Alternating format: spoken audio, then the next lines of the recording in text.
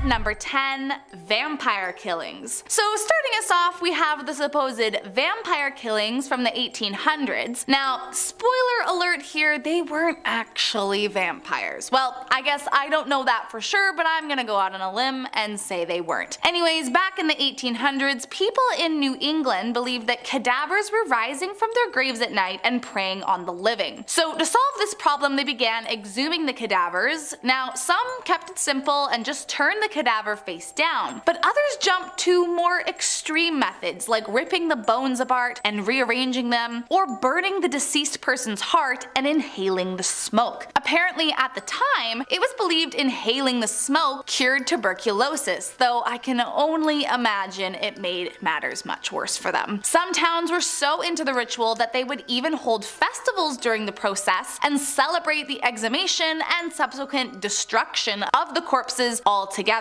So while it was incredibly unsettling, they did truly believe they were vampires haunting them in the night, so I guess it gave them some peace of mind. Next up at number 9, dentures. While today dentures are made from composite resin or sometimes porcelain, during the 18th and 19th centuries, of course, those materials weren't available. But as you can imagine, people were still losing teeth at an even higher rate due to the high sugar diet, attempted teeth whitening, which was really just wearing away their enamel instead of brightening it, and the overall lack of knowledge around hygiene. So dentures were still needed and wanted by many. So what was their material of choice? Well, for the easiest and most profitable route, many would acquire the teeth from dead bodies. Although if you had some money, you might be able to afford dentures made from ivory. Other materials were sometimes the teeth of animals or wood, but honestly, I think we can all agree that none of those sound like terribly sanitary options, considering professional physicians at the time weren't sterilizing instruments and some didn't even believe in disinfecting prior to surgery. Next up at number 8, stained glass. If you walk into just about any old church, you'll notice the walls are decorated with beautiful stained glass. But what might surprise you is that in some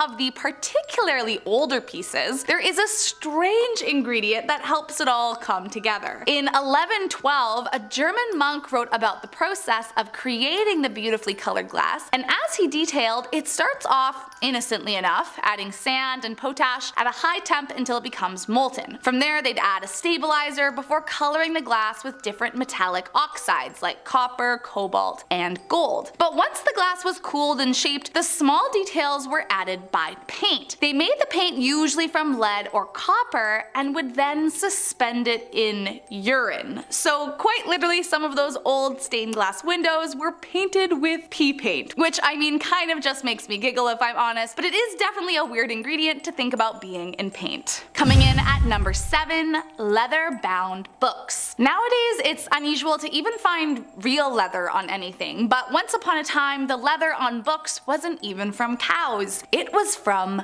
people. Called anthropodermic bibliophagy, the books were made in a similar way as they would now, but obviously with one huge difference. They used human skin instead of an animal. While there are actually only 18 confirmed books of its kind that still exist, we have no idea just how many there could have been all those years ago. Allegedly, the books were usually made from executed convicts, and during the French Revolution, there were rumors that a tannery for human skin was established outside of Paris. I mean, it kind of gives me the willies to think about it, and I'm just glad we've moved on to a different material to bind our books today. Next up at number 6, Minnie Dean. Wilhelmina Dean, or Minnie as she was often referred to, was a nanny in New Zealand during 1880 and was a well-known caretaker in her town. But something was off with the woman, and soon she began having quite the dark spot on her name and career. In 1889, one of the young people under her care suddenly died, as if out of nowhere, and initially it was viewed as a freak accident, but 2 years later the same thing happened again. Now with 2 minors perished under her care, police decided to investigate further into the matter. After a bit of sleuthing, it was concluded that under Minnie's care, the 2 minors were as she was attempting to take out life insurance on them. Police immediately took the remaining young boy in her care, finding it in dirty clothes and drinking curdled milk. By 1895, the investigation into her crimes continued, and she was spotted trying to flee on a train with another victim in her arms. And when police searched her house, they found 3 more covered up victims. Eventually found guilty for all her crimes, she was the first and only woman ever hanged in New Zealand. Next up at number 5, radiation test subject. In 1999, a man named Hisashi Uchi was a power plant technician, and he became known for being exposed to the highest amount of radiation of any human in history. While working at the Tokamura nuclear power plant, after a lack of safety protocols, improper training, and just an overall pressure to meet deadlines, Uchi and his coworkers made a terrible error. They mistakenly mixed an incorrect measurement of radioactive materials into the wrong tank, and as you've probably figured out, it caused a near fatal burst of gamma rays. Hisashi, who happened to be the closest to the incident, was brutally injured and sent to the hospital. Once he was there, it was discovered he had no more white blood cells, so essentially meaning that he had no remaining immune system. And despite being in intense pain with a rapidly deteriorating condition, doctors kept him alive under the family's request. So for 83 days, Uchi remained alive, being used as a test subject for experimental radiation treatment by the doctors, which, I mean, in their defense was the request of the family, but still, he endured several cardiac arrests, lost all of his skin, and suffered brain damage as well as organ failure. One of the last things Uchi ever said was, quote, "I can't take it anymore, I'm not a guinea pig." And then finally, one more cardiac arrest released him from his torture. Coming in at number 4, mumia. Most widely practiced between the 12th to the 17th century, although there were a few cases in the 18th century that pop up, mumia was widely used as a means of medicine in many European countries. Now, if you can't tell by the name, mumia is creepily just as it sounds, the use of human remains to fix a living person's ailments. It was believed by many of the top physicians at the time that ingesting certain remains prompted the medicinal power of the mummy and could cure things like coagulated blood, pain, coughs, inflammation, cramps, and even heal open wounds. Now, they didn't just sit around eating the carcass directly. Instead, they would either grind the bones into a powder and drink it from there, or drink an extracted liquid from the embalmed individual. In fact, it was so popular at one point that it's believed the reason there are so few mummies these days is because of the high demand of flesh at the time. Coming in at number 3, James Jameson. One of the heirs to the Jameson whiskey family fortune, Jameson considered himself to be an adventurer of sorts, and often traveled to far-off lands, detailing the trips in his diary. In 1888, Jameson decided to head out to explore the Congo, and while there he wrote about and demanded some gruesome things from the locals. So before beginning this expedition, Jameson discovered that the area he was visiting was known to have a population that participated in the eating of other humans. Apparently, Jameson set out to witness it firsthand, which, I mean, why was that his dream? A little suspicious if you ask me, but I digress. According to Asad Farhan, who was his translator for the trip, Jameson bought a girl from a trader of slaves for a few handkerchiefs and gave her over to the tribe to be. Allegedly, he didn't pay the tribe directly, but in a roundabout way, he did sort of pay to have this girl.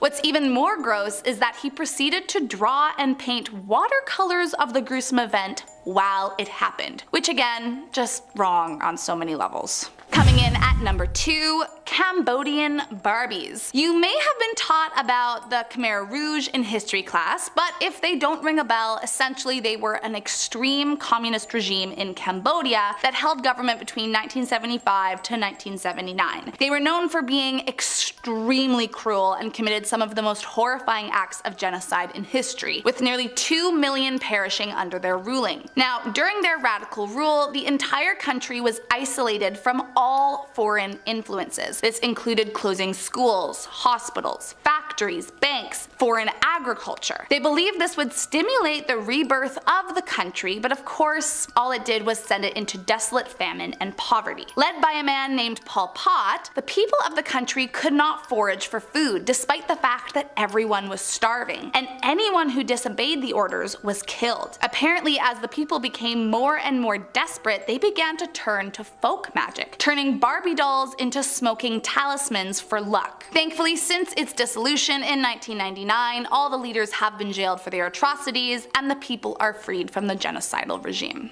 And last up, in our #1 spot, the Rabbit Woman. Her name was Mary Toft, and in 1726 she became known throughout Surrey, England as having been the woman who gave birth to rabbits. Now, I know what you're thinking, that isn't possible. And you would be right, but still the story of how she convinced people it was real was crazy. Apparently Toft was actually pregnant at one point, but miscarried, and it could have been this that sent her into her madness. Toft began declaring that she was giving birth to various animal parts, and so her local doctor became involved in the case. At first, everyone actually believed her, as in fact a rabbit did, well, come out of her. And with a doctor backing up her claims, the king and his royal surgeon got involved. Unlike her local doctor, the king's surgeon was skeptical, and after discovering corn inside the stomach of one of the rabbits and hay in their droppings, it proved the animal hadn't developed inside Mary. Eventually, Mary Toft admitted to the hoax and explained that she had manually inserted the animals inside her to make the delivery as realistic as possible. She was immediately imprisoned for fraud, and the medical community was ridiculed for having been fooled. Kicking off our list at number 10,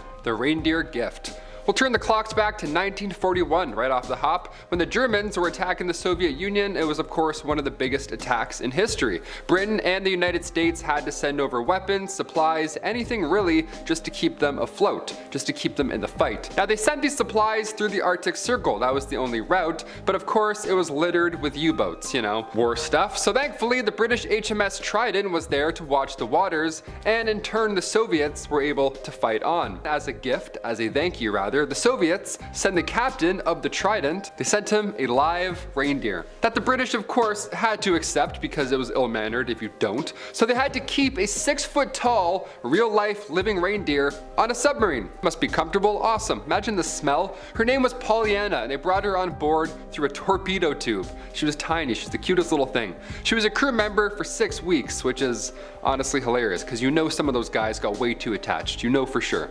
She slept better than most, if I'm being honest. She shared her room in the captain's quarters. Again, imagine the smell. I don't know, is it worth it?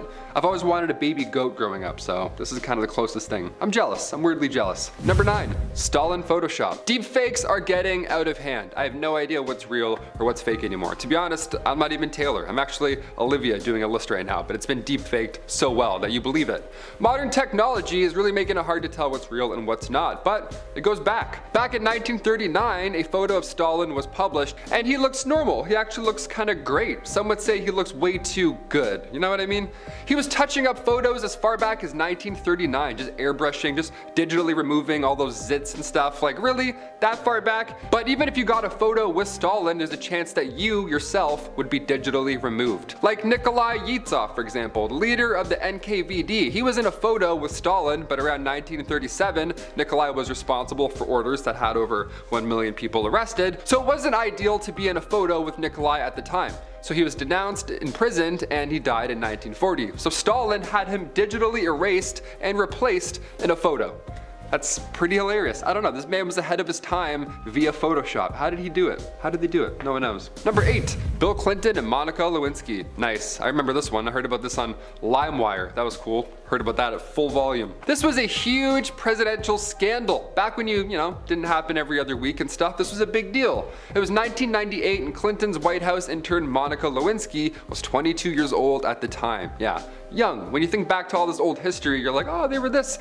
No, very young, extremely young. They had a from 1995 to 1997, despite what LimeWire told us. Lewinsky said she hooked up with Bill 9 different times at the White House, and apparently, according to her schedule, Hillary Clinton was at the White House for at least 7 of those times. She's like, what's going on in there, huh? Is that my Who is that? Number 7, Adhesive Bras. We'll liven this up a little bit with some vintage history it's kind of funny. It's pretty funny. Let's talk about sticky bras, shall we? What a mess this was, oh my. Back in 1949, Life magazine released an article that caught everybody's attention, obviously. This was news, this was like a new technology that was being announced. It was May 16th, 1949, and the article read, "For 5,000 years, clothes have been draped, tied, buttoned, pinned, and buckled on the human form. This year, for the first time in history, drumroll, they will be glued on." What in the world? How? This is witchcraft. How did that happen? Just 1, 2, that's it? That's easy. Inventor Charles Langs changed the game, or he thought he did, in 1949. He made these bra cups that would stick to you with adhesive. This, special glue. This specific adhesive was promised to leave behind no residue, it was supposed to be painless, yet at the same time stay glued on even if you were to jump into a pool from a 10-foot diving board. That was the sell. Yeah, well, that's not true. That's definitely not true. Well, Langs ended up selling the company to Textron later on, and the product ultimately failed. Number 6, nuclear site list. All right, back to the dark stuff. Here on Most Amazing, we love lists, right? I'm not sure if you can tell. Smash that thumbs up, hit subscribe, yada yada, we love it. But apparently the US government also fancies a list or two. Who thought? Back when Obama was still running the show, a report was delivered to Congress, or rather it was supposed to be. The 266-page report featuring, every nook and cranny about the US nuclear program. It was released publicly on the government printing office's website in draft form. Draft form, couldn't have been easier, just a casual PDF that shows us maps with stockpiled fuel used for nuclear warheads. Awesome, right next to your resume. Imagine that, so convenient. How does this even happen? I thought this type of stuff could never happen, right? Well, MIT professor John M. Deutsch said that these screw-ups do of course happen and it's normal, and this one here isn't a serious breach. I mean, it certainly sounds serious, but okay. We'll just have to trust the government. Number 5, UFOs in the ocean. This video here was leaked in the last couple of years. You've probably seen it, hopefully not. This would be a great day. The footage itself was recorded in 2019 in San Diego. Now the Pentagon has since of course confirmed its authenticity, and the UAP, the unidentified aerial phenomenon here, is sphere-shaped and it's flying at extremely high speeds. There's no exhaust, no propulsion system whatsoever. It's just a metal ball whipping by San Diego, and now we're questioning our beliefs, so that's fun. The sphere vanished into the water afterwards, into the ocean, and then was never seen ever again. Number 4, radar footage. Now normally when we see leaked footage, be it of UAPs or leaked documents, whatever, it's always the worst quality. Like that one, not the best, right? Not quite 4K. It's hard to believe when military footage is poor quality, right? Like how can we see photos of black holes and not even have a photo of a UAP yet, right? What's going on here? Well, Jeremy Corbell, he's here to help. Jeremy? What if he just walked in? That would be crazy. He's not here, that's insane. Jeremy took to Twitter in May 2021 sharing footage of US Navy ships being swarmed by UFOs. Like more than one. Sorry, UAPs. We're not gonna call them that anymore. Now this time we have radar footage, and that's pretty sweet, that's different. It came from the Combat Information Center aboard the USS Omaha. The 46-second clip was originally recorded July 15th, 2019. You can even hear people in the background reacting to what's happening in real time. You hear panic in their voices. These military personnel, in the background, you can overhear them talking about how fast the objects are moving on the radar. So, seems very believable this time, right? It's not just a grainy footage. It's like a live reaction kind of. And if he's spooked, we're spooked, right? Number 3, Watergate. I have to include Watergate, right? It's one of the biggest scandals in US history. Right in the middle of 1972, there were 5 men who were all arrested for breaking into the Democratic National Committee headquarters at the Watergate Hotel in Washington, D.C. It was clear that they intended on bugging the place, right? It was fishy, it was obvious, they looked like spy kids, right? They were up to no good. Now as the year went on, the election came closer and closer, and all of a sudden out of the woodwork comes this anonymous source who fed information to Washington Post that the Watergate bugging incident was a massive campaign of political spying and sabotage kicked off by none other than President Nixon himself. It was kicked off by his re-election and directed by officials of the White House. It was a whole planned thing. Now despite this information leak and it being reported to the news, Nixon was still re-elected elected. Now these men were clearly linked to a fundraising group for Nixon, but his administration just kept denying any involvement, right? That's the key. Deny, deny, deny. It wasn't until later that year in 1972 when reporters Carl Bernstein and Bob Woodward, they came forward and exposed everything. Now we got the truth. They exposed the administrator's role in the entire scandal, how they had an inside source, an FBI agent named Mark Felt. It was a whole thing. This ultimately led to Nixon resigning in 1974, the first ever president to do so. Yeah, that's how you know you got caught, when you have to resign. Know what I mean? Number 2, shadow brokers. Back in August 2016, a group named the Shadow Brokers were the talk of the town.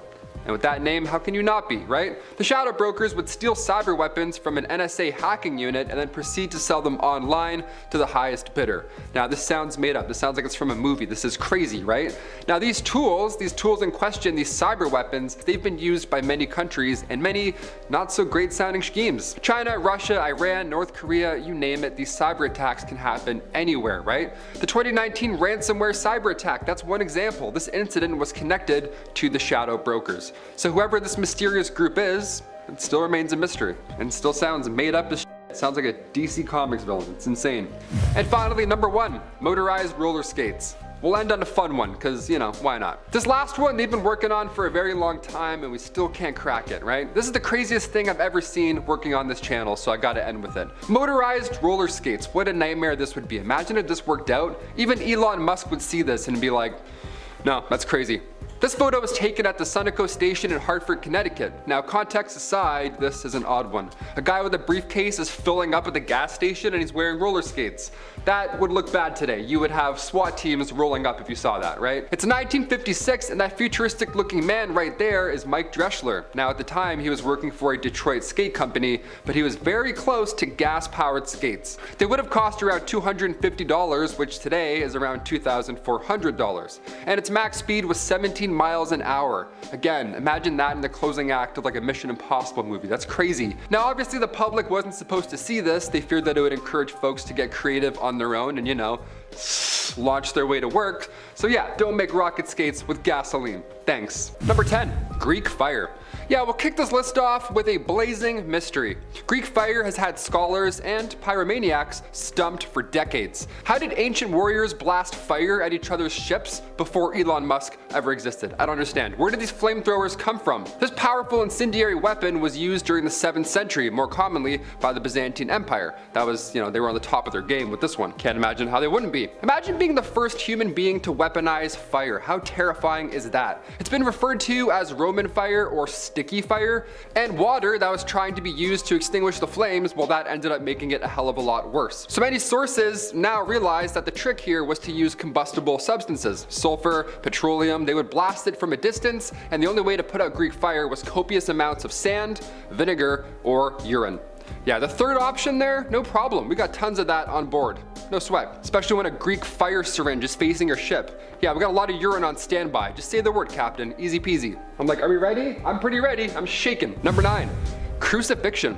This one is obviously quite well known, as this is what is said to have been done to one Jesus Christ. Yeah, the method of punishment involved the person being nailed to a large wooden block, or in the case of one Jesus Christ, it would be a cross. Now after being nailed to the block, the person is then left out in public for people to just watch and witness the slow and painful death that they're about to experience. It's horrible. Humans are absolutely disgusting.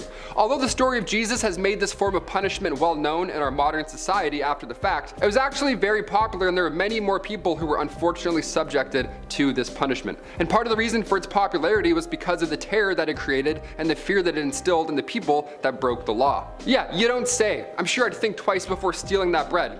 Looking at this guy, I'd be like, what did he do? Number 8, burning at the stake. Oh yeah, a little bit worse. In the early ages, people loved a good fire, and I'm not talking about the nice one that we all sit around with our friends and family while we all share tall tales. No, of course I'm talking about, you know, burning somebody publicly at the stake. Like the previous point, but just now with fire, because humans are sick.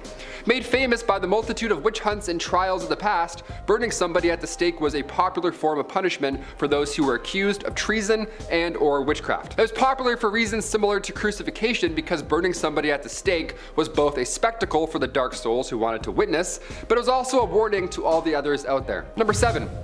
Sawing. This one always ended up in death in one way or another, so yeah, buckle up, it's pretty bad. I should have put this at number 2 or 1, my god. This method was used in different portions of the world, but it was mostly seen in Rome, Spain, and some portions of Asia. Now, this is another straightforward one, unfortunately, you know what I mean? You ever seen the Terrifier? It's like that. This would be done to a criminal who had been given the sentence of capital punishment, and it basically, yeah, it just involves them getting sawed in half. That's it. I'm not exactly sure what else to say, to be completely honest. I'd love to fill some time and talk about details, but then we'd get demonetized. So I'm like, yeah, they'd get sawed. Picture it. It's said that sometimes the sawing was actually done lengthwise. Not here, but rather, you know, down here. Would you rather get sawed at the x-axis or at the y-axis?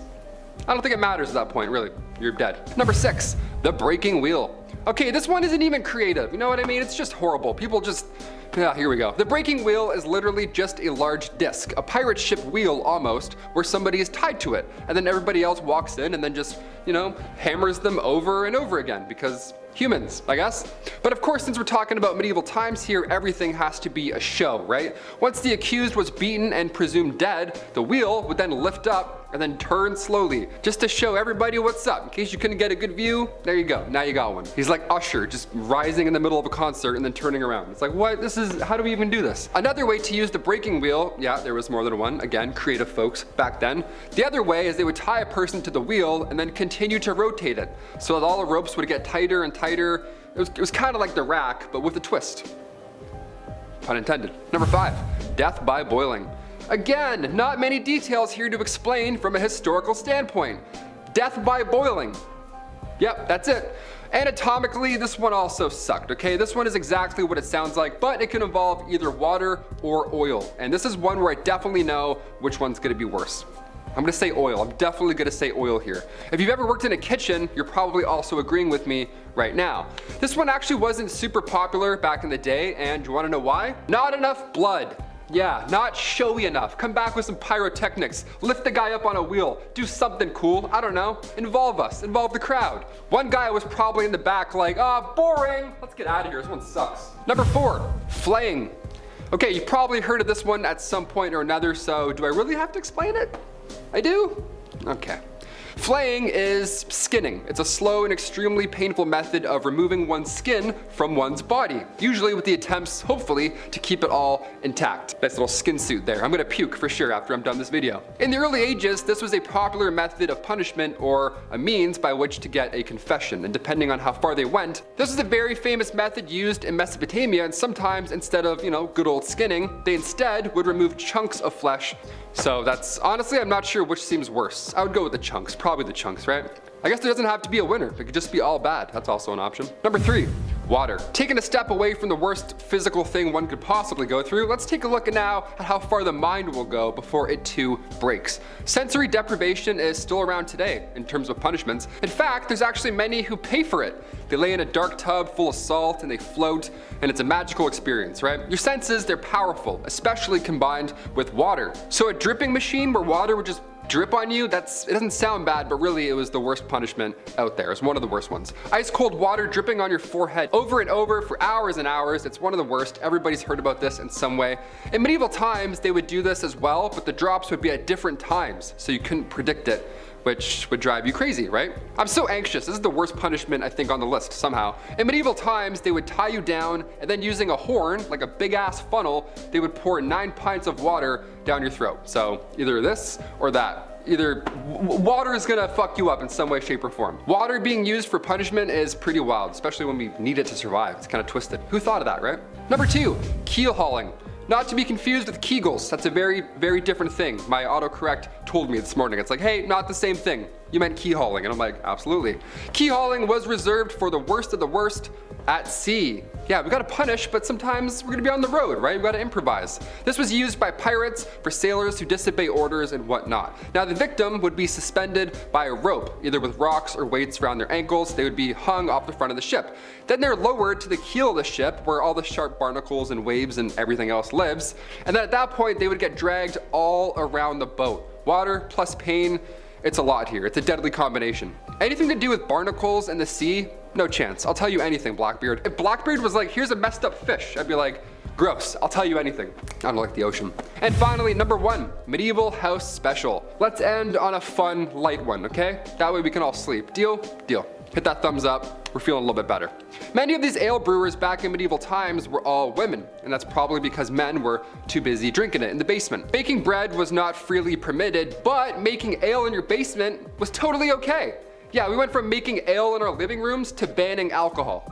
Odd, right? So the higher ups at this point, these noble lords, they wouldn't care if you made ale and had a block party, but if you were to make weak ale, or it was improperly measured and then improperly distributed, then and only then would you get a fine.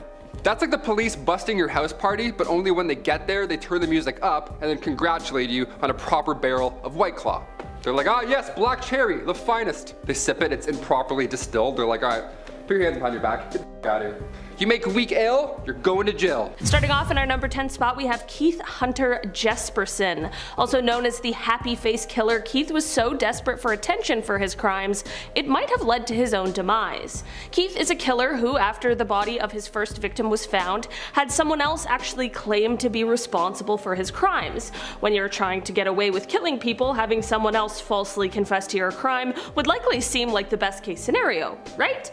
Well, not for Keith. He wanted to be known for his crimes, so to help himself get media attention, he drew a smiley face on a bathroom wall hundreds of miles away from his crime scene, and here he left an anonymous letter where he confessed to the crime and provided proof. He didn't end up receiving a reply, so he decided to write more letters to the media and to authorities, each signed with a smiley face. In the end, Keith was initially caught after he became the prime suspect in the death of his girlfriend at the time.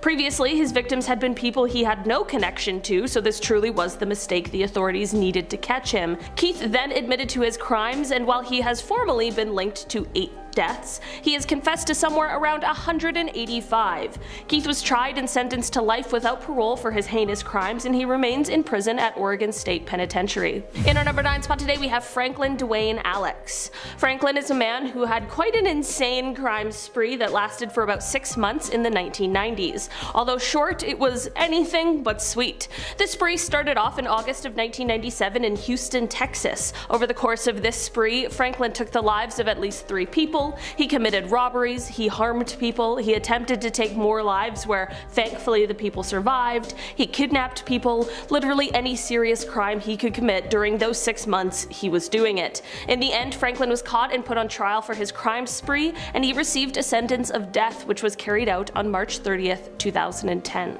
In our number 8 spot today, we have David Parker Ray. Often referred to as the Toy Box Killer, this guy is anything but fun. This serial killer nickname comes from how he soundproofed a semi-trailer, which he called his toy box, and he equipped it full of everything a nightmare human being would need to commit his horrific crimes. Here's the thing, although he was highly suspected of taking lives, there was never enough evidence to prove it because the bodies were never found.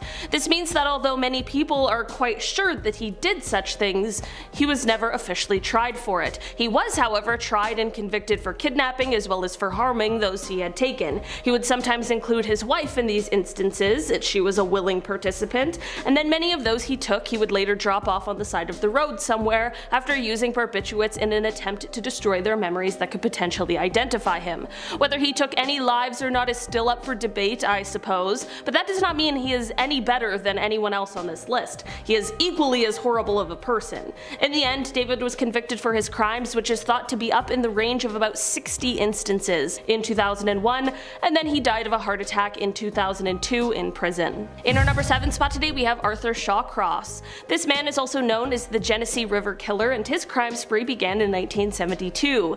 In trying to navigate these online guidelines, I can't exactly say who he specifically targeted, but what I will say is that while everyone on this list is particularly horrible, Arthur's were some of the worst, if you catch my drift. This story, however, is a little unlike some of the others today because after the first 2 of his crimes, he was apprehended, but for some insane reason, they allowed him to have a plea bargain where he was allowed to plead guilty to just 1 charge of only manslaughter, for which he served 14 years of his 25-year sentence. In the least surprising turn of events, once he was released on early probation, his real crime spree got started. He would go on to take the lives of 12 women from 1988 and 1989. Thankfully, he was finally caught for these crimes and sent right back to prison. Of course, his initial early release was the subject of huge controversy, rightfully, and Dr. Michael H. Stone, professor of psychiatry at Columbia University, called this early release, quote, one of the most egregious examples of the unwarranted release of a prisoner. In the end, Arthur passed away in prison while serving a 250-year sentence. He passed in 2008 after suffering a heart attack. In our number 6 spot today, we have Richard Ramirez. Richard, who is also known as the Night Stalker, was a serial killer who terrorized the streets of Los Angeles in the 1980s. He was known for his MO of invading homes, which left him initially being dubbed as the walk-in killer, but he had another signature that was concerning to many people, especially during the height of the Satanic Panic. Richard was known for leaving behind different satanic messages at the scene of his crimes. Because of his satanic signature, after he left his first pentagram at the scene of the crime, authorities became worried that he was a Charles Manson copycat, but instead he was just his own kind of monster. It is said that he would leave more pentagrams behind while also telling his victims to swear to Satan instead of God. During his court appearances, he would hold up a pentagram, and after pleading not guilty, he said, "Hail Satan." In our number 5 spot today, we have the Colonial Parkway Monster. Between 1986 and 1989, there were 3 couples who were found in their cars after their lives had been taken, and all of these couples were found along Virginia's Colonial Parkway. Although this is a horrific thing that investigators believed to be linked, all these years later, whoever is responsible for these crimes remains somewhere at large. There are plenty of theories as to who could have done this, just like with any cold case of this kind, but terrifyingly, many people believe that the culprit may have been someone impersonating a police officer. This is because each of the victims were found with their glove compartments open, which some believe indicates that they were reaching for their registration, and this might be the reason as to why they even pulled over in the first place. This is just a theory, however, and true or not, at this point it isn't bringing us any closer to finding out who is really responsible for these horrific crimes. In our number 4 spot today, we have Michael Bear Carson and Susan Carson. This couple is not one that anyone would want to encounter. The stories of these two come from the 80s. They were married, and on the outside they appeared just like a couple of harmless hippies. We all know not to judge a book by its cover though. In the end, they would go on to become known as the San Francisco Witch Killers. Yeah, not just a thing for Salem in the 1600s, unfortunately. Basically, together the pair took the lives of 3 separate people between 1981 and 1983. They started off by killing their roommate, who Susan claimed was a witch, and said that she was stealing her quote health, power, and beauty. Sounds like someone was a little jealous to me. They next killed one guy that they worked on a farm with because they said that he was a demon. The final person they took the life of unfortunately picked up the pair as they were hitchhiking, and they took his life because they claimed that he was a quote black witch, whatever that means. Essentially, they were just committing crimes against people that they claimed to be witches. The pair were each tried and convicted for each separate crime and are both serving sentences of 75 years to life. Neither of them have shown any kind of remorse for what they've done. In our number 3 spot today, we have Kenneth Bianchi. The Hillside Strangler, which was later found out to be a pair of cousins working together, were Kenneth Bianchi and Angelo Buono Jr. The two were charged and convicted for harming and taking the lives of 10 separate women together, with Kenneth taking the lives of 2 others on his own. After an extremely intensive investigation and the arrest of the two, Kenneth began to try and set up an insanity defense. He claimed dissociative identity disorder. He blamed his alter ego Steve for the horrific multitude of crimes. Luckily, however, a court psychologist, Dr. Martin Orn, observed him and his behavior and found that his claims were untrue. After being presented with this finding, Kenneth agreed to plead guilty and testify against his cousin in exchange for leniency on his sentence. He ended up being sentenced to life in prison, with his cousin getting sentenced to life without the possibility of parole. While Angelo had a heart attack and passed in 2002, Kenneth still remains in prison. In our number 2 spot today, we have Vicky Don Jackson. Vicky was a woman who worked as a nurse for a number of years. She first got her nursing license in 1989, but it wasn't until the 2000s when things took a very dark turn. Between December of 2000 and February of 2001, the hospital that Vicky was working for recorded a number of deaths that was unusual. It was a higher amount. Most of these patients were in the age range of 60 to 100 years old, so of course people just chalked this up to the advanced age of most of these patients, but a rumor began to spread that someone just might be responsible. After this, the hospital's administrator noticed that a vial of called Mivacron had gone missing. You might see where I'm going with this. As it turns out, the person responsible was Nurse Vicky, and she had at least 10 patients whose lives she took by giving them too much of this missing drug. It was a muscle relaxant. Take in that this is 10 people between December and February. That is an unbelievable amount of people in a remarkably short amount of time. You might be wondering why she took these lives, and apparently she did it when she found those people rude, or quote, too demanding. In our number 1 spot today, we have the Axeman of New Orleans. Unfortunately, this is not the name of some terrible horror flick, and instead it is the moniker given to a terrible, unidentified serial killer. This person was active in New Orleans, Louisiana, and its surrounding areas from May of 1918 to October 1919. As the name implies, those who were targeted by this person were usually attacked with an axe, and it was usually one that actually belonged to the victims themselves. Many people believe that this person may have been targeting people of Italian descent because this was the theme among the victims, and some also believe that he was mainly targeting women and only took the lives of men when they tried to intervene. This is actually somewhat supported by the homes where women were killed but the men weren't. In the end, although this person is responsible for taking at least 12 lives, exactly who the Axeman is or was remains a mystery. Starting off this list, in our number 10 spot, we have the Rhode Island vampire. Admittedly, witch and vampire hunts aren't exactly a topic covered in most history classes, but this is truly a pretty crazy story. In the late 1800s, tuberculosis was spreading pretty rapidly in Connecticut, Rhode Island, and Vermont. This obviously would have been pretty terrifying for the residents of these places, but things quickly took a very dark turn. Since many of the people who were passing away from this illness appeared very obviously ill with sunken, drained faces, for some reason, the logical response was that people believed that they had been the prey of vampires. There was a family in Exeter, Rhode Island that had multiple people pass away from the illness, so some people believed that someone in this family must be the feeding vampire. They even went as far as to exhume the bodies of some of the deceased family members to make sure that they weren't undead. One of the exhumed bodies had passed away more recently, so her body was in better condition, which people of course took as a sign of her being a vampire. This led to them burning her heart and liver, and then they mixed the ashes with water. This is most definitely a crime today and pretty scary, but to make things even worse, they gave this concoction to other people in the town who had fallen ill as some kind of a cure. Imagine having to drink that and then still having tuberculosis after. Definitely not a good trade-off. In our number 9 spot today, we have India in World War II. It would be shocking to hear of a school not teaching anything about World War II, but it's often that we don't truly get the full scope of what went on. One thing I saw brought up a few times was the role that India played in the war and what they went through. Firstly, if you didn't know, India played a huge part in the Second World War. We normally hear of the large death tolls from the war, such as the 418,000 Americans who died, or the 450,000 people from the UK, which, don't get me wrong, is a huge and terrible number. But it is estimated that 3 million Indian people died in World War II, which is something I have literally never heard of anyone talk about before. India was fighting Japan, which for the record also had an extremely high death toll in this war, on the Eastern Front, and they were fighting Germany on the Western.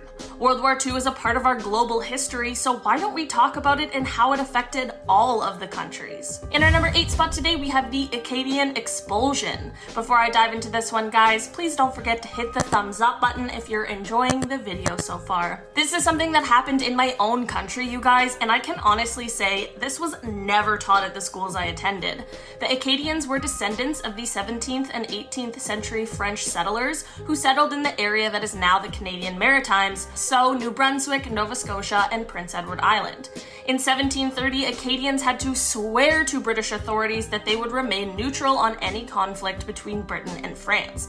Basically, one thing led to another, and the governor of Nova Scotia at the time, Charles Lawrence, saw the Acadians as some kind of a threat, and he also wondered why people who weren't from the area were allowed to live on such a beautiful part of the land.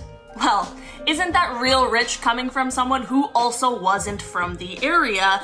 but that is a whole separate conversation. Charles tried to force the Acadians to take an unqualified oath of allegiance to Britain, and when they refused, he imprisoned them and then ordered them to be deported. A man from New England called Charles Morris came up with the disgusting idea to surround the Acadian churches on a Sunday morning and capture as many people as possible while also burning their houses and crops. This whole situation led to approximately 10,000 Acadians being deported, and apparently this whole ordeal had a fatality rate of 53% for the Acadians. This whole thing is honestly pretty disgraceful, and it's just something that we don't talk about. In our number 7 spot today, we have the Iranian Revolution of 1979. On August 19th, 1978, at the Cinema Rex in Abadan, Iran, there were hundreds of people watching a film when 4 men barricaded the doors, doused the cinema in gasoline, and lit the whole thing ablaze. This was a key event that led to the following revolution of 1979, but it truthfully had been building for quite some time, and this obviously wasn't the only event that led to this movement. This revolution was unique in the fact that it lacked a lot of the usual causes, such as a defeat in war, or a gigantic national debt, or an uprising of those in poverty. There is a lot that happened and a lot that went into this revolution, and I truly do not have time to cover in this video even half of it. But this revolution not only toppled Iran's absolute monarch, but it had worldwide political repercussions that are still seen today. In our number 6 spot today, we have Cyrus the Great. It is entirely possible that you may have learned about Cyrus the Great in school, as he was the founder of the Achaemenid Empire, but there is one thing he did that apparently a lot of us didn't know that possibly changed the course of our history. After he took Babylon over, he freed all of the captured slaves in the city and let them go back to their homelands. This included the Hebrews who were captured and enslaved from Judea. This may seem like a nice and reasonable thing to do, but it truly was more than that. By allowing these people to be free and return to their homes and continue practicing their religions, this may have been what has kept some religions alive. Without this move, it is possible that we may not have Judaism, Christianity, or Islam today, and that would have made our entire history very, very different. In our number 5 spot today, we have the Italian Renaissance dark side. When we think of the Italian Renaissance period, it is known for development and the rebirth that it caused, which makes a lot of sense considering the word Renaissance literally means rebirth. But there is one less glamorous and slightly frightening side to this period that isn't widely talked about. Sailors who had been returning from the New World at this point brought something less than lovely back with them, and that was syphilis, which spread through an entire French army. After this, the troops brought what was called the Great Pox to the rest of Europe. Since there was no penicillin or banana medicine back then, the disease spread rapidly and the symptoms were pretty gruesome. It would often happen that a person who had fallen ill would have the skin on their faces essentially be rotting away, which would leave large ulcers. Some people's noses and lips would be pretty much gone, and it happened often that people would sadly pass away from the disease. So basically what we think of as a beautiful time in Europe was both world-changing, but also very scary, and like pretty close to a zombie apocalypse. In our number 4 spot today, we have the history of dentures. I suppose this one is less of an event and more of a weird practice, but I just had to include it. I don't have a ton of experience with dentures, but they seem to be a pretty straightforward thing these days, aside from the cost of dental, but things weren't always the way they are today. Instead of dentures being made of fake teeth, before they used to be made with real human teeth, which is absolutely disgusting to me. After the Battle of Waterloo, scavengers went and took the teeth off of the corpses, which is quite a job, and then they sold these teeth to dentists. These dentists would boil the teeth, chop the roots off, and then attach these teeth to ivory base plates and then sell them to the customers. Aside from this being an extremely morally questionable practice in its entirety, it is also just so creepy. In our number 3 spot today, we have telephone cats. If you're a cat person, you might want to skip over this number. In 1929, 2 scientists at Princeton University wanted to conduct an experiment in order to test how auditory nerves perceive sounds. This is obviously extremely important research, but the way they went about this is truly messed up. They took a sedated but alive cat and cut out a part of its brain. They then attached one end of a telephone wire to the cat's auditory nerve and then the other end to a telephone receiver. When one of these scientists spoke into the cat's ear, the other one could hear it on the other end. This is cool, but most definitely not an excuse to do something so inhumane. There were of course benefits to this experiment, and it is believed that this may have helped lead to the development of cochlear implants, which is of course an incredibly important scientific advancement. The worst part, however, while the cat actually survived this experiment, instead of treating it like a king for the rest of its life like it truly deserved, these scientists instead decided to kill it to see if the experiment would still work on a dead cat. It didn't. In our number 2 spot today, we have the smallpox pandemic. I'm sure at some point or another, most of us learned about smallpox and the epidemic, which is something that we luckily don't really have to worry about much anymore. But one thing a lot of people explained that they didn't know was how badly it devastated indigenous peoples. Europeans who came over to America brought with them a multitude of diseases that they would have had some immunity to, considering it was likely their bodies had encountered it before. But this was not the case for those already living on the land that is now referred to as North America. Indigenous Americans not only had no immunity towards this disease, but also their traditional ways of treating illness may have only exacerbated the symptoms. Because of course, how could you possibly know how to treat something that you've never seen before and with no help from the people who actually do know? It has been estimated that the spread of this disease caused the population of Indigenous Americans to decline by 70%. That is absolutely insane. There's a theory that this spread of disease may have been one of the only things that led to the colonization of North America. In our number 1 spot today, we have the Tulsa Massacre. This is one that many people, including people from Tulsa, explained that they didn't really learn much about in school. This event occurred on May 31st and June 1st of 1921, and it has actually been called the single worst incident of racial violence in American history. This happened in the Greenwood district of Tulsa, Oklahoma, and basically just mobs of white racist people went out and attacked black residents and businesses. What started this was when a 19-year-old black man named Dick Rowland was accused of harming a 17-year-old white girl, and he was subsequently arrested, and there were rumors that he was going to be lynched. This of course drew a bunch of racist white people out of their homes to participate, but then a group of around 75 black men also showed up to make sure that he didn't get lynched. One thing led to another, and a firefight broke out that led to 10 of the white people and 2 of the black people being killed. After this, all hell broke loose. Just last year, the last living survivor of the massacre, R&B and jazz saxophonist Hal Singer, passed away at the age of 100. And just last year, this massacre finally became a part of the Oklahoma state curriculum, and it's about time. Only a century too late.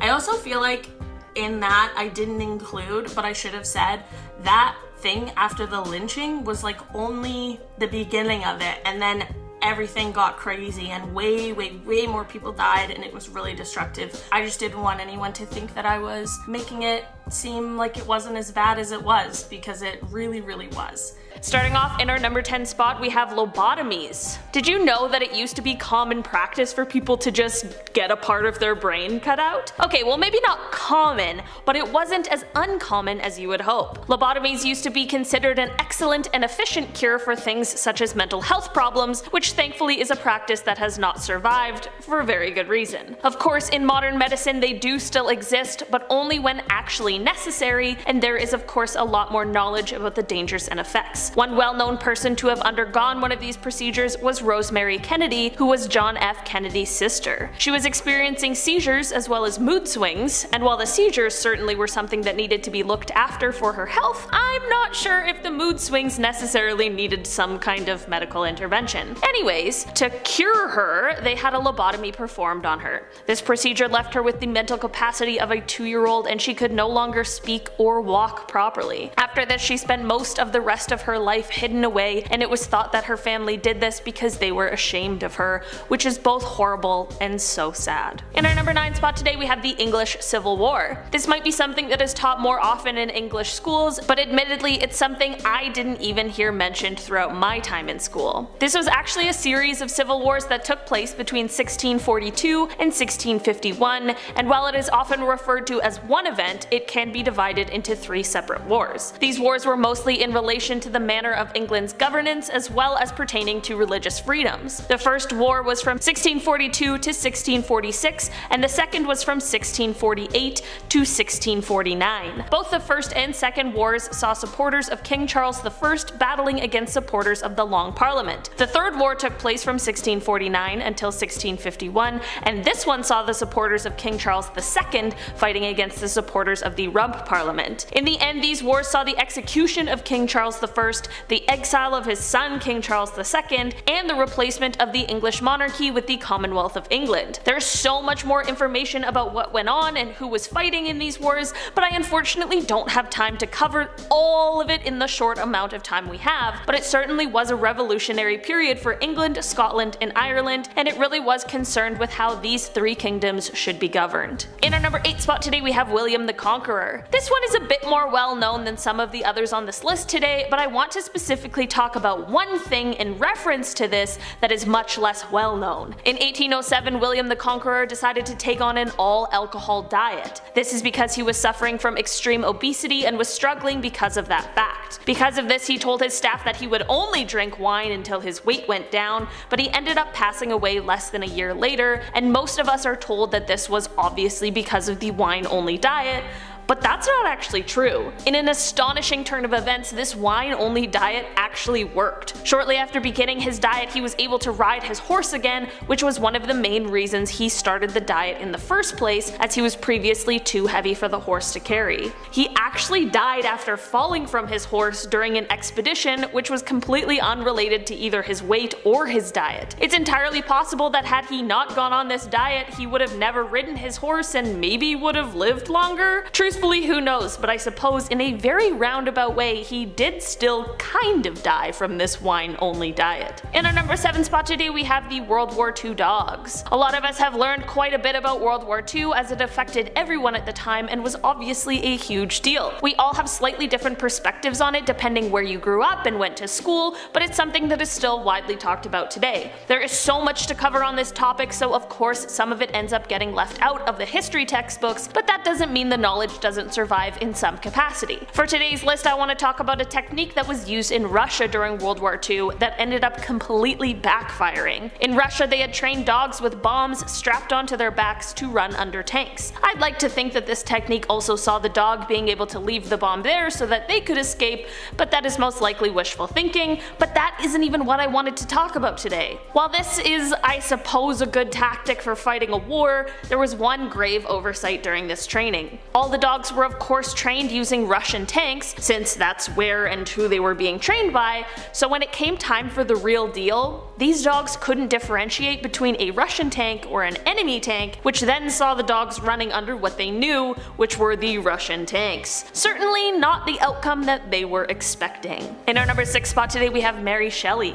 We all know Mary Shelley as the author of Frankenstein, but there's one super creepy and kind of sad thing about her that is much less well known. Mary's husband was a man named Percy, and when he was 29 years old he was sailing with 2 other men, and on July 8th, 1822 they got caught up in a storm and ended up drowning. The bodies of the men were found 10 days later, and they were only able to be identified based on their clothing. This of course is extremely tragic and sad, and of course it would have been so awful for Mary to have to lose her husband at all, let alone in this way. Percy ended up being cremated, and for some reason his heart was the only part of his body that refused to burn, which I guess now physicians suggest was due to calcification from an earlier bout with tuberculosis. While this in itself is pretty freaky, at first Percy's friend Lee Hunter ended up keeping his heart, but later it was turned over to Mary. Instead of disposing of the heart or doing anything normal with it, Mary ended up keeping the heart, and she carried it with her for years. No one knew about this odd little keepsake until a year after her death, when it was found in the drawer of her desk, wrapped up in the pages of one of his last poems. What a simultaneously heartbreakingly beautiful, but also ultra creepy story. The heart ended up being buried in the family vault with Percy and Mary's son after he passed away in 1889. In our number 5 spot today we have strange medicine. It's not necessarily uncommon for us to hear about strange things that people in the past used to do, but sometimes those strange things are also disgusting. It was extremely common in the past for people to use human remains as a form of medicine. You'd think at some point they'd realize that these remains remains truly were doing more harm than good. Well, I guess we did, but it did go on for much longer than it should have. The cannibalistic treatments would consist of things such as blood, ground up human skull, and even human fat. Tomb raiders would even steal remains in order for them to be sold to the wealthy, which is incredibly dark, and apparently mummy remains were the ideal remains for these sorts of things,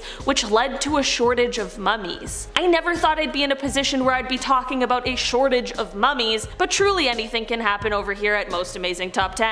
I guess who am I to judge these past decisions, but all I can say is that I am very glad this is one we have moved on from. In our number 4 spot today we have the Chilean Civil War. Just to throw another war into the mix today, let's talk about the Chilean Civil War of 1891. The short of it on this war is that the president at the time, Jose Manuel Balmaceda, tried to give himself a lot more power than he probably should have had. The Congress weren't exactly thrilled about that, so they and the Chilean Navy rebelled against the president and the army. The Navy made the smart move by going north and seizing the nitrate mines, which were very economically important. From there they sailed south. Like any war, there of course was a lot that went on, but ultimately the Navy and Congress were successful and victorious. This war was actually the first war where modern torpedoes were used and were actually successful, although it took all of the torpedoes they had in just one attack. Part of the reason the Navy was so successful in this war because not only were they able to dominate on land, but also sea. This really led other countries to realize how vital it was for them to have modern ships and naval defenses. It also made other countries realize how important it was for them to have modern weapons. This war may be lesser known and less discussed, but it certainly was an eye-opener for a lot of other countries. In our number 3 spot today we have King Gojien of Yue. King Gojien of Yue had his reign from 496 BC until 465 BC. His reign took place during what was arguably the last major conflict of the spring and autumn period, and he was able to lead his state to victory, but it certainly wasn't an easy road or without some very creepy happenings. The major conflict he led his state through was the war between Wu and Yue,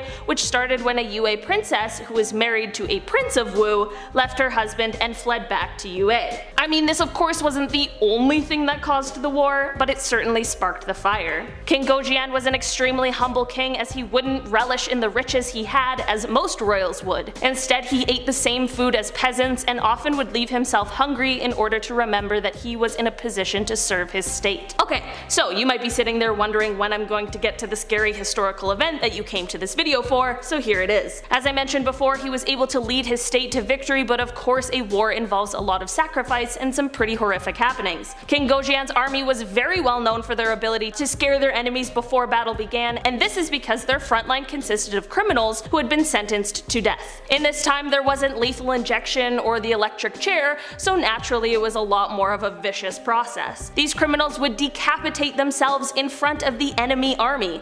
Yep, I think this is probably the definition of a scary historical event. I can't even imagine witnessing something like that and then having to proceed with a battle against the army that has people doing that sort of thing. King Gojien was certainly not a leader who was wasting time messing around. In our number 2 spot today we have Topsy the elephant. Topsy was a female Asian elephant who was born in Southeast Asia around 1875. She was secretly brought into the United States shortly after and was unfortunately added to a circus who advertised her as the first elephant born in the US, despite that obviously not being true. During her 25 years with this circus, she gained a reputation as a bad elephant, and after she ended up killing a guest at the circus, she was sold to Coney Island's Sea Lion Park in 1902. The Sea Lion Park was eventually sold and renamed to Luna Park, and during Topsy's time here, she was involved in quite a few highly publicized incidents, which could be attributed to her drunken handler, the publicity-hungry owners of the circus, as well as the fact that this is all a perfect example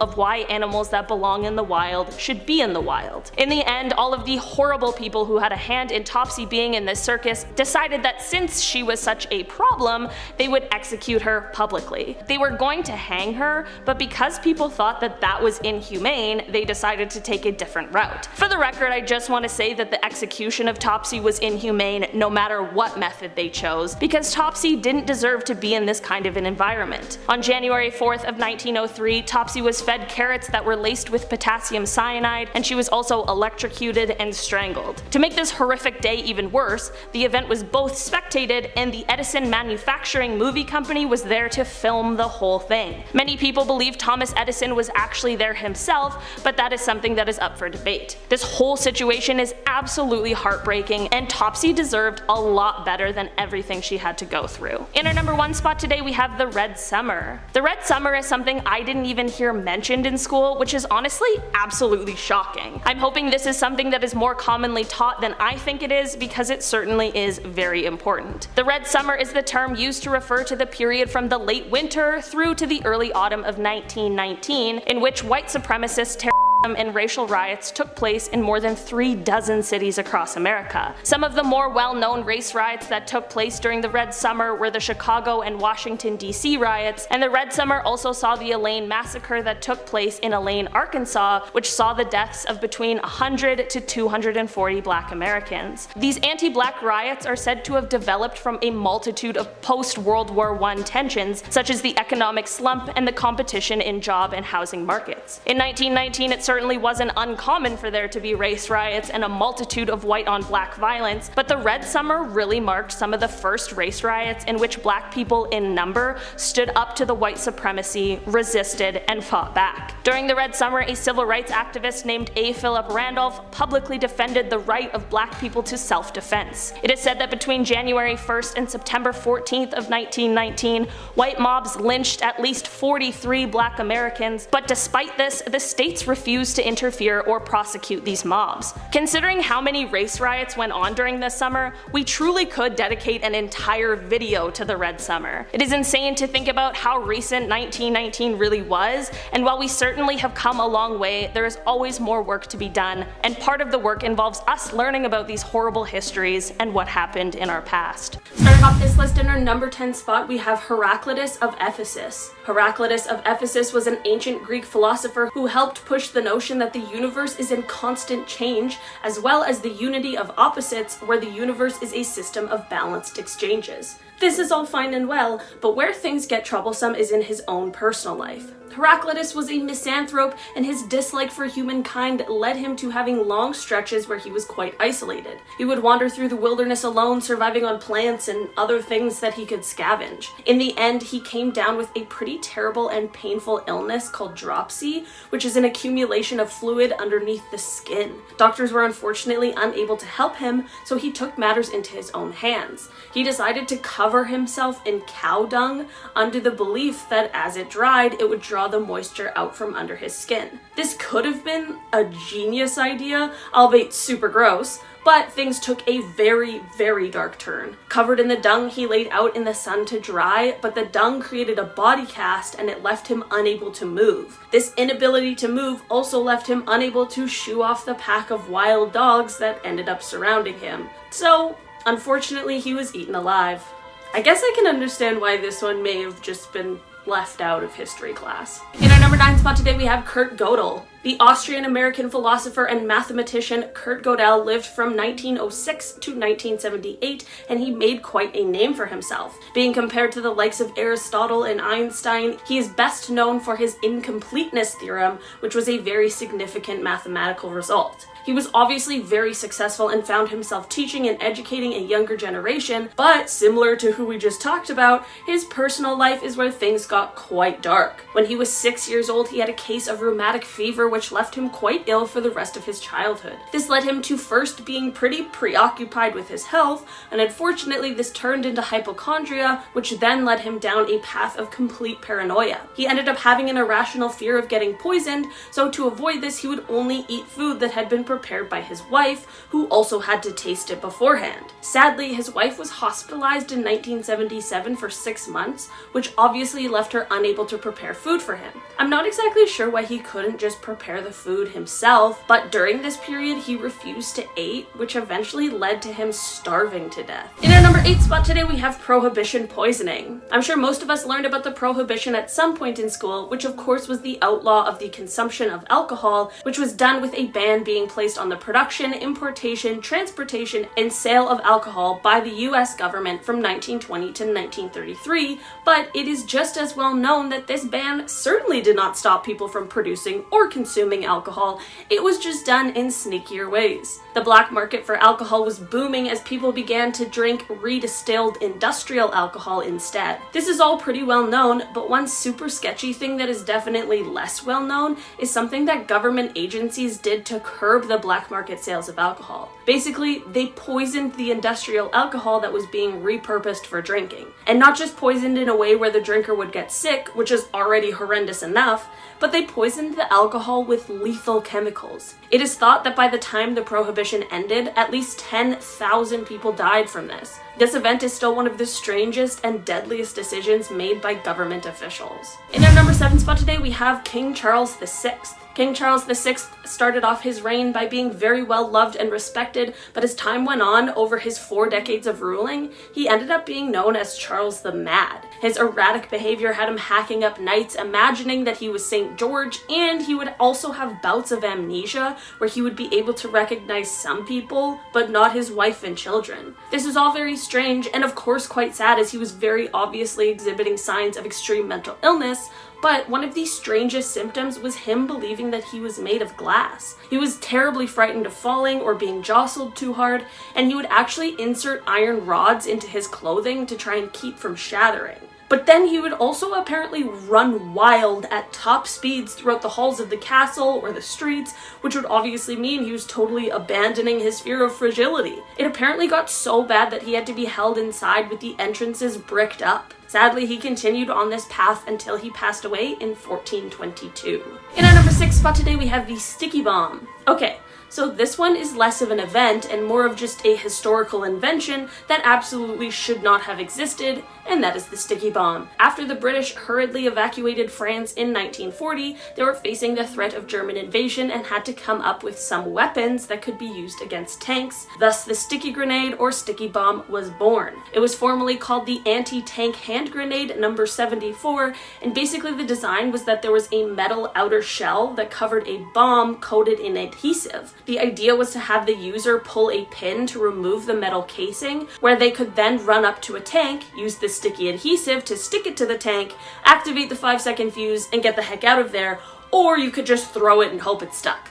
Well, there's a few problems with this design. The first one being that I'm sure all of us can understand, the adhesive didn't want to stick to anything dusty or wet or muddy, which are all things that happen to be common to tanks. You know what they did like to stick to though? Human skin. Unfortunately, this invention could prove much more detrimental to the person who was attempting to use it. Despite these very obvious and dangerous flaws, it was still used by a few different armed forces, but I don't think anyone has used it in recent history, which is truthfully for the best. In our number 5 spot today, we have Bikini Island. Bikini Island is located within the Marshall Islands, and it once was the home of around 170 islanders. In 1940, the US president at the time, Harry Truman, ordered that the military test their nuclear weapons in the case of a future where they would be deemed necessary, since World War II had just ended and people were of course feeling very concerned about what the future would hold. Since Bikini was located in a place where ships and planes didn't normally travel very close to, unfortunately it was the spot chosen for this testing site. The residents of the island were asked to vacate for the good of all mankind and to end all world wars, to which they of course obliged, under the impression that they would one day be able to move back. After this, the testing began, and in 1954, the US military detonated Castle Bravo, which is one of the most powerful weapons at 15 megatons. There were 22 other weapons that were detonated on this island as well, so it's safe to say that this place got a ton of nuclear activity, which left it with extremely high levels of radiation. This left residents unable to return for much longer than anticipated, with the first returning in the 70s. But of course, shortly after these poor people moved back, they realized that the island still had totally unsafe levels of radiation, making it still unfit to live on, which has left it still uninhabited. In our number 4 4th spot today we have Mansa Musa. Mansa Musa was a deputy to the ruler of the Mali Empire, but when the ruler went missing while on a sea voyage to find the edge of the Atlantic Ocean, Mansa Musa became the ruler in 1312. During his rule, European nations were really struggling due to civil wars and a lack of resources, but the Mali Empire was flourishing because of their abundance of resources like gold and salt. Under his rule, the empire grew to take up a large portion of West Africa as he conquered 24 cities and their surrounding districts. At the time, Mali was one of the top producers of gold in the entire world, which left Mansa Musa as one of the wealthiest historical figures ever. One of the most well-known events during his rule was his pilgrimage to Mecca. This journey took place from 1324 to 1325, and it spanned an estimated 4,000 miles, and it was the first time people outside of the empire saw just how wealthy he was. He traveled with 60,000 of his men, all wearing Persian silk, along with 12,000 slaves who each carried 4 pounds of gold bars, and he brought heralds who had golden staffs, along with a bunch of camels and horses. This pilgrimage had a profound effect on Egypt as this huge group of people passed through. From the markets in Cairo to the royals to the impoverished people that crossed their path, Musa left Cairo littered with so much gold that it depreciated the value of the metal in Egypt, and it took decades for them to recover. That was kind of just a whole mess. But like, we talk about like Napoleon and Alexander the Great and all the things that they did, and I've literally never heard of this guy before. And he's like one of the best conquerors, most successful conquerors of all time. Seems suspicious. In our number 3 spot today, we have the hostage crisis. In 1980, America saw Ronald Reagan win the presidential election over the former president, Jimmy Carter, but there was a crisis going on that was taking the attention of Americans everywhere. The Iran hostage crisis is well known in American history, and it began on November 4th, 1979, when 52 American diplomats and citizens were held hostage after a group of militarized Iranian college students took over the US Embassy in Tehran. The 444 days these Americans were held hostage is something I'm sure a lot of Americans learned about at some point or another, but the release of the hostages is what sometimes gets a little more murky in the history books. The hostages were released on January 20th, 1981, which was the day that Reagan was inaugurated. There were people who believed that the hostages were released because Reagan was simply just more powerful than Jimmy Carter. Basically, what I'm trying to say is that Reagan received a ton of credit for the release of the hostages, but truthfully, it barely had anything to do with him. The Carter administration had been attempting to negotiate with them for months, but they hated Carter because he had provided aid to the former monarch of Iran and had also failed an attempt to rescue the hostages before. So while they certainly were released on Inauguration Day, it had way less to do with Ronald Reagan and way more to do with them just absolutely hating Jimmy Carter. In our number 2 spot today, we have internment camps. This is something that might be more well known than I think it is, but in my Canadian education, it wasn't something we talked about at all, which is kind of shocking. During World War II, President Franklin Roosevelt signed Executive Order 9066, which would cause 117,000 Japanese Americans to have to give up their homes, jobs, and businesses and move to internment camps. This was due to the fear of espionage after Pearl Harbor. This was truly one of the worst violations of civil rights in the 20th century, and the government didn't apologize for it until decades later, but they cited national security as the justification for their actions. Unfortunately, this was only the beginning as other countries began to follow suit, with Canada, Mexico, Peru, Brazil, Chile, and Argentina all having their own versions of this same kind of atrocity. It is very surprising to me that this is something that isn't discussed more often, as it of course is something that would prove detrimental to the Japanese American community for decades to come. In our number 1 spot today, we have the Triangle Shirtwaist Factory Fire. New York City's Triangle Shirtwaist Factory Fire in 1911 was an unbelievably terrible incident that led to changes being made for factory workers in America. The Triangle Shirtwaist Factory was located on the 8th, 9th, and 10th floors of a building in Greenwich Village, and it of course was where shirtwaists were made, which we would now call a woman's blouse.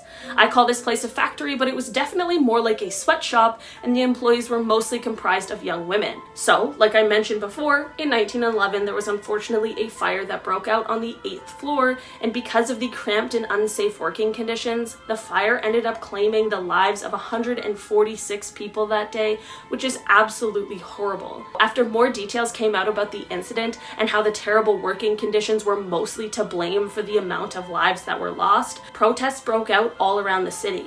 People began demanding better for the women who had to work in these kinds of places. Like, just as an example, the doors to the stairwells and exits were locked so that employees couldn't take unauthorized breaks.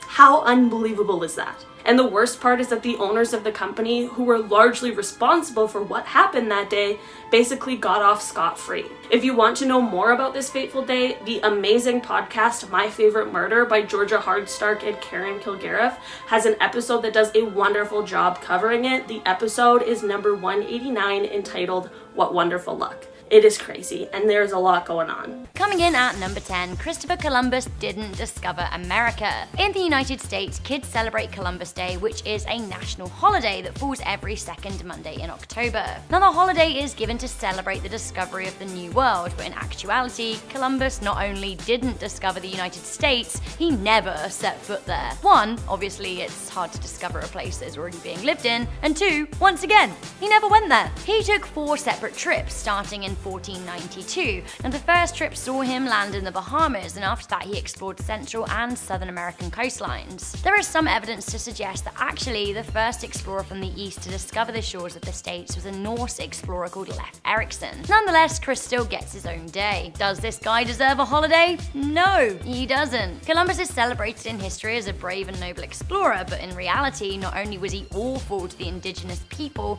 he also raped them, including the children. He would often give his lieutenants sex slaves and wrote that girls from age 9 to 10 years of age were the most desirable. Disgusting. Coming in at number 9, Vikings didn't actually wear horned helmets. I recently went to the Viking exhibition in Toronto at the Royal Ontario Museum, and I learned that actually, do you know what? They didn't even wear horned helmets. For some reason, we see stereotypical Vikings as having red beards, long blonde hair, wearing animal skin, and a helmet full of horns. This notion of the classic Viking actually dates back to the 1800s when Wagner staged the opera Der Ring des Nibelungen. The costume designer Carl Emil Doppler clad the Viking characters in horned helmets to make them look more fearsome. This, coupled with Scandinavian artists' depiction of Vikings wearing the headgear, solidified the notion of horned helmets in people's minds. In actual fact, the only ever Viking era helmet that has been found had a rounded iron cap and a guard around the eyes. Coming into number 8, Iron Maidens didn't exist. I've got tickets to Iron Maiden, baby. Come with me Friday, don't say maybe. I love it. While Iron Maiden might still be going strong, I have to wonder whatever happened to Wheatus. So many people were taught all about how awful the Middle Ages were. Inbreeding, poor sanitation, terrible dentistry, and savage torture. While it is true that people were killed in nasty ways, the rumors about the Iron Maiden device simply aren't true. Iron Maidens were said to be coffin-like boxes with nails in the bottom and the top. Now, people were supposed to have been slotted in the middle, the box was shut, and then, well, ow, barbecue skewered everywhere. People were pierced and they were left to bleed out, apparently. Now, to me, this just sounds like classic medieval brutes at work, except it wasn't true. In 1793, Johann Philipp Siebenkees reported an Iron Maiden being used to execute a coin forger on August the 14th, 1515. However, this was some original fake news. After the instrument was reported, life imitated art and a replica torture device was made in the 1800s. In itself, it became a relic. Saddam Hussein even had one made to torture Iraqi Olympians who didn't perform well. Hands up if you're glad he's dead. Coming in at number 7, George Washington's teeth weren't made of wood. No, they weren't wooden. To be honest though, the thought of wooden teeth does make me feel deeply, deeply unsettled. Gums and splinters and So basically, good old George had bad old teeth. In order to look more presidential, he wore dentures, although somewhere along the line, myth took hold and people started thinking that he wore wooden falsies. The truth behind his teeth is actually arguably way wilder. Historian John Smith Jr. said that his dentures were actually, over the course of his lifetime, a combination of human teeth, bone, and ivory from a hippo. What? So what started the wooden teeth rumor? Well, possibly, according to Smith, ivory and bone both have hairline fractures in them. These normally can't be seen, but George Washington loved Madeira wine, a red wine that started to stain his teeth. Now, the thin fractures in the bone started to darken even more than the rest of the tooth, making them look like a grain in a piece of wood.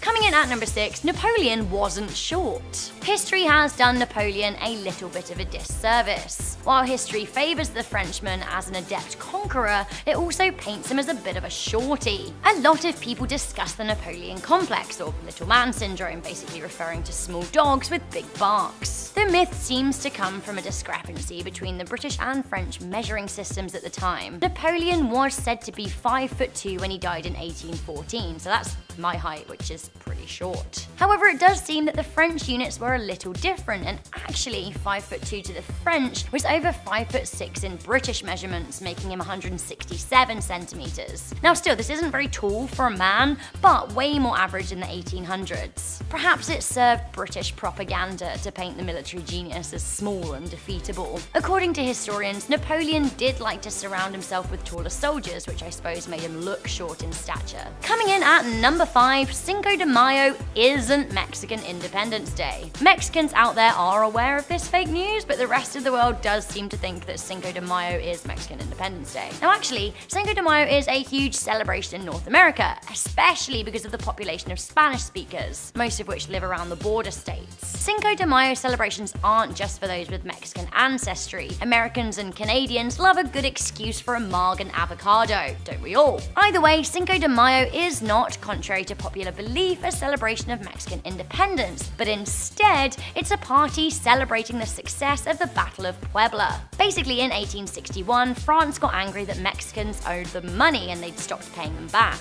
Emperor Napoleon decided to invade in the Battle of Puebla, and it took place on the 5th of May, Cinco de Mayo, 1862. Despite the French armies outnumbering the Mexicans 2-1, Mexico still won the battle. So basically, Cinco de Mayo is a celebration of not paying debts and then pummeling the bailiff. Whatever works. Mexico does actually have their own Independence Day. It's the 16th of September. Coming in at number 4, no, medieval humans didn't die age 30. It seems like actually people in medieval times lived longer than we were necessarily taught they were in school. We would be taught that life expectancy in the Middle Ages was roughly between 30 to 40 years of age. Now that statistic turns out to be wildly skewed by the infant mortality rate. At the time, around 50% of people died before the age of 10. I think this is why people had so many children, because basically only half of them were expected to live. With the mortality rate bringing down the average age, while it's accurate to say that of all the people born in medieval times, the average lifespan was 30 to 40, those who did manage to avoid infant mortality and live on to adulthood were much more likely to live until they were 60. Yes, things like illnesses and disease were wider spread and workplace accidents were more likely to occur, but a human's biological clock did not stop in their late 30s. This came as a shock to me. At number 3, vomitariums are fake news. So apparently the Romans didn't have lavish feasts in which they would eat until they were sick and then eat some more. I mean, they might have been sick because they were so sloshed, but they didn't have rooms for vomiting. That's right, it is time to purge this myth. While Romans have continually been referred to as opulent gluttons, there is actually no evidence to suggest they had special rooms for vomiting. While the word vomitorium was around in Roman times, it actually refers to a passageway in an amphitheater that allowed crowds to spew forth. Those funny Romans definitely had a way with words. Roman writer Seneca did say that slaves would clean up after the vomit of drunks at feasts, which is probably where the reality and myth were confused. Over time, the word vomitorium and the idea of Roman lavishness were merged. Coming in at number 2, the Great Pyramids of Egypt weren't built by slaves. Any of us who have studied a little bit of Egyptology are probably aware of this supposed fact, but it turns out that actually, any of us who studied a little bit of Egyptology probably thought that actually the pyramids were built by slaves, but it turns out this might not be fact at all. The idea came from Greek historian Herodotus, who described the pyramid builders as being slaves. Now this idea, according to Egyptologists, has been perpetuated by Hollywood movies, who often paint the slaves as Israelites. In the 1990s, graves were found near the Giza pyramids. They were found to be 9-foot shafts with a dozen preserved bodies in each of them. Alongside the bodies were jars of beer and some wrapped bread to take them into the afterlife. Beer and bread, the ultimate heavenly combo. This honourable burial seems to indicate that those who worked on the pyramids were paid labourers and not slaves who have not been treated with such respect. Egypt's chief modern-day archaeologist said that the men who built the pyramids ate meat and regularly worked in 3-month shifts. Finally, at number 1, one of the biggest myths we're always told, Marie Antoinette never told them to eat cake. I wish this was true because it is such a tone-deaf, iconic line from a tone-deaf, iconic queen. Sadly, Marie Antoinette never famously instructed the French people to eat cake. Firstly, the line was actually "Qu'il mange de la brioche," which means let them eat brioche. Brioche, of course, is a sweet cake-like bread, but not a cake. As a food lover, it really is important to differentiate between the two. A cake, for me, hits the spot. Brioche, meh, it's just a breakfast. Secondly, there is some doubt as to whether she even said that at all. While historians agree that the French queen consort was an ostentatious fool, they don't agree on her delivering the callous phrase. Historian Lady Antonia Fraser says that despite her lavish lifestyle, Marie was a sensitive queen towards the population of France. Others highlight that actually the let them eat cake story was a bit of an urban legend of the day. Marie Therese, a Spanish princess who married into the French royalty in 1660, was said to have suggested that the French people eat the crust of the pâté. Now this was long before Antoinette was said to have delivered her brioche line in 1789. Again, philosopher Jean-Jacques Rousseau told the pâté story about a princess who uttered the words, but he wrote this in 1766 when Antoinette was just 10. While this is a good story, it seems unlikely that Marie Antoinette ever said the words so infamously assigned to her character.